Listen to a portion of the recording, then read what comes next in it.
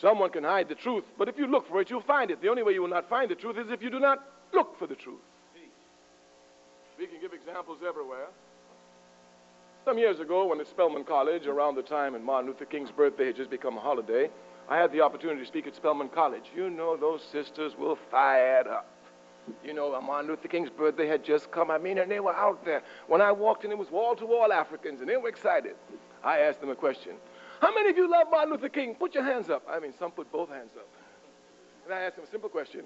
Keep your hands up if you have read one book by Dr. Martin Luther King. Oh, Brother Kwame, we love him. They don't even read about King. All they know about King is what they get off of television, and the television can only give you sound bites at best. The other young student came running to me and said, oh, you know, it was Dr. King's birthday recently? I said, yes. He said, you know, I almost know his speech. I have a dream by heart. I said, that's excellent. He said, do you know it's the best speech that Dr. King ever gave? I told him, keep quiet. You must not spread ignorance, especially among an oppressed people. Anyone who knows anything about Dr. King knows that one of his most mediocre speeches is I Have a Dream speech. That's right. I commend one other speech to you if you really want to see Dr. King. It's called Why I Oppose the War in Vietnam.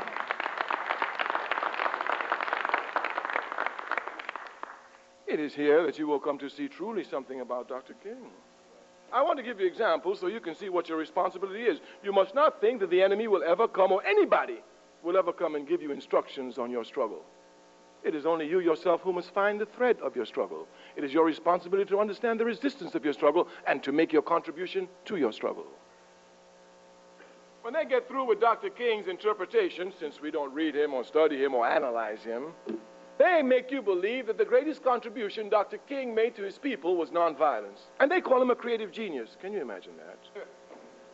That means that all Dr. King did with nonviolence was to take that from Mahatma Gandhi and adapt it to the situation in the United States. A genius doesn't have to do this. Why, even George Bush can do that. But Dr. King certainly was a creative genius. And his contribution to us was not nonviolence. Matter of fact, when they get through with him, he sounds like Martin Luther, nonviolent King. King's greatest contribution to us as a people was he taught us how to confront the enemy without fear. Right. When you properly understand this, then you will properly come to understand the real contribution that Martin Luther King made to his people. I would see him come into a town. All the signs were segregated. The Africans there were trembling when they saw white people. If they were walking on the sidewalk and the white person was coming, they have to get off the sidewalk, take off their hat and say, yes, sir, I have seen this in my life. I've seen these people come trembling, and Dr. King come to the town and said, we're going to change everything here. Oh, Dr. King, please don't talk too loud. He said, no, we're going to change everything here. We're going to turn these signs upside down. Oh, no, Dr. King, these white folk down here, they're too mean. He said, no, we're going to mobilize everybody. Dr. King, we ain't got no way. And Dr. King would look at him and say, my God is a mighty God. He make a way out of no way.